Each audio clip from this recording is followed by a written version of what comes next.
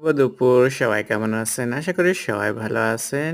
সবুজ হলুদ রেখে সুন্দরভাবে আজকে দেখাবো ভেন্ডি ভাজি করে। তো আমি এখানে প্যানে নিয়ে নিলাম কাঁচামরিচ, পেঁয়াজ আর দিলাম তেল দিয়ে হালকা করে একটু ভেজে নিচ্ছি। বেশি একটা কালার করব না। সাথে দিয়ে দিচ্ছি হলুদ পাউডার, স্বাদ মতো লবণ।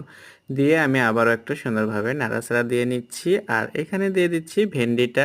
পেঁয়াজটাকে যখন সাদা অবস্থায় থাকবে তখনই কিন্তু ভেন্ডিটা দিয়ে দিতে হবে যেন কোনোভাবে পেঁয়াজটাকেও পুড়ে না যায় এভাবে। আর ঘন ঘন একটু নাড়া দেওয়ার কারণে ভেন্ডিগুলো সব একভাবে একই রকমের কালার থেকে যাবে। তল ওপরে কিন্তু কোনোভাবে একপাশে সাইডে কালো, একপাশে হলুদ, একপাশে সবুজ থাকবে না। পুরো সাইডটা একদম হলুদ সবুজ থাকবে।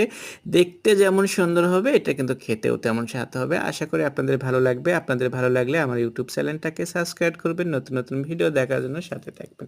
সবাইকে অনেক অনেক ধন্যবাদ। সবাই ভালো থাকবেন। আগামী নতুন নতুন ভিডিও নিয়ে আপনাদের সাথে আসছে।